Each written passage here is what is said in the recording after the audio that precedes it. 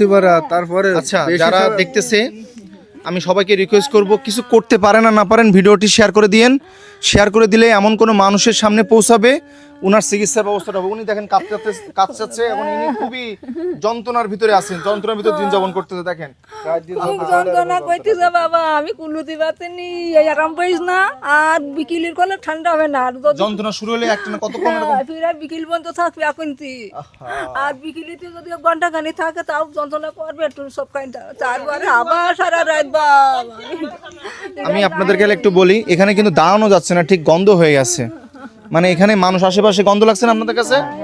প্রচুর পরিমাণে গন্ধ লাগতেছে আমি এই জিনিসটা শেয়ার করছি এবং খুব কষ্ট খুব দুঃখ ওনার যে আসলে প্রকাশ করার মতো নাই হ্যাঁ আপনার বাসা কোথায় দিকে আসেন বাচ্চাটার কষ্ট বেশি এই বাচ্চাটা চিন্তা করার গুতে বাচ্চাটা স্টপ করিল এই বাচ্চা হ্যাঁ